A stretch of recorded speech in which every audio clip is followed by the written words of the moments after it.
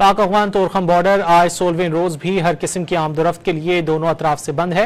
हालिया पाक अफगान कशीदगी के बायस तमाम तिजारती सरगर्मियां मुअत्तल हैं। इस हवाले से मजीद जानते हैं तोरखम बॉर्डर पर मौजूद हैं डॉन न्यूज के नुमाइंदे अमानुल्लाह शिनवारी से। अमान, बताइएगा 16वें रोज भी पाक अफगान बॉर्डर बंद है?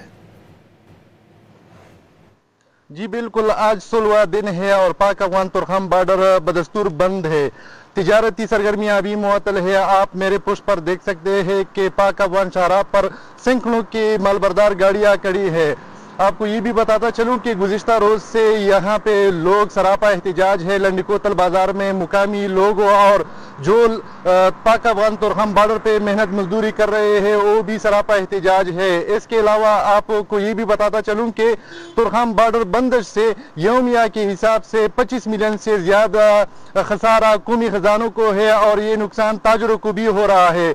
एक अंदाजे के मुताबिक कराची से तोरखम तक 12,000 से ज्यादा मालबरदार गाड़ियां खड़ी है और अब भी यही लोग मुंतजिर है कि पाक अफगान तोरखम बॉर्डर कब खुलेगा। तोरखम उस पर सब्जी की गाड़ियां फंस गई है और वहां पे सब्जियां खराब होने लगी है।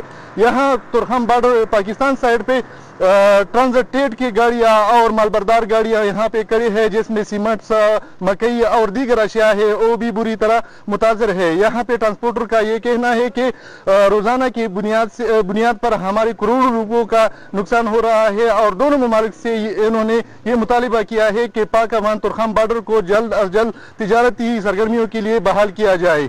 बहुत शुक्रिया अमानुल्लाह शिनवारी इन तफसीलात के लिए।